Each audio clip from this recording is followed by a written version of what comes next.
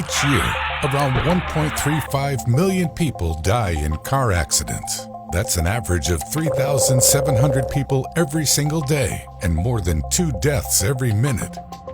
Humans just aren't designed to survive car crashes, even if a driver is wearing a seatbelt and the airbags deploy. But what if they were? Australia's Transport Accident Commission explored this idea with the help of artist Patricia Piccinini, a trauma surgeon and a crash investigation expert. The result was Graham, a life-size sculpture depicting what a human would need to look like to survive a car accident. Let's take a closer look at Graham's anatomy. Brain. The delicate soft tissue of the brain is protected by 3 layers of membrane and then the skull. Still, this isn't enough protection.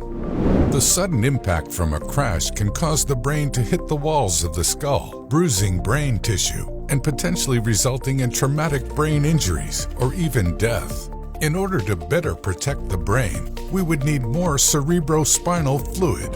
A bigger skull wouldn't hurt either, which leads us to the skull. Our skulls absorb a lot of force in a car accident. It fractures and shields the brain from an impact, stopping the force from reaching the brain.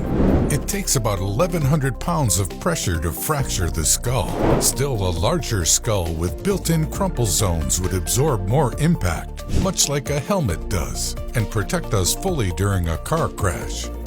Face.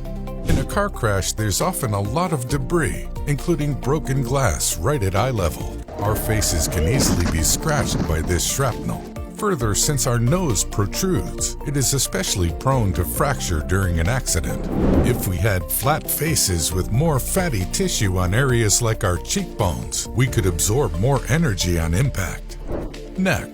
When a moving vehicle hits another object, everything inside the car keeps moving. The driver's head recoils forward, suddenly stops, and then suddenly moves backward, causing an extreme extension of the neck and spine. The spinal cord runs through the neck, and if it bends and breaks, humans can become paralyzed or killed. The solution in our evolved human selves? Just remove the neck. Instead, we can replace it with the rib cage. Our ribs are great protectors for our organs. The seatbelts in cars hit at 3 points across the ribs, sternum, and pelvis, spreading the force of a possible crash across the rib cage.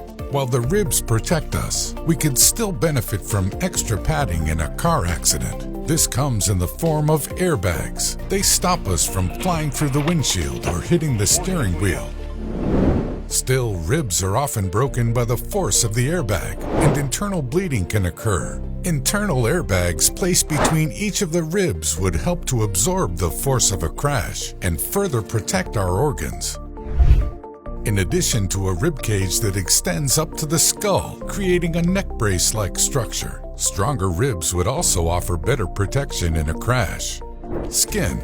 Skin injuries in car crashes range from small lacerations to burns. With thicker skin, the human body could avoid the pain associated with road rash. Knees and elbows.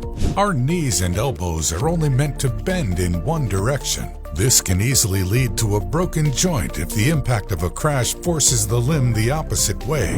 If our joints could move in every direction and were fortified with additional tendons, it would be less likely for them to shatter during an accident. Legs and feet. The best way to evolve our legs and feet so they are protected in a car crash? Hoof-like legs. An extra joint in the leg also means greater flexibility. This could help reduce the impact on the tibia or the shin, which is the least protected bone in the human body.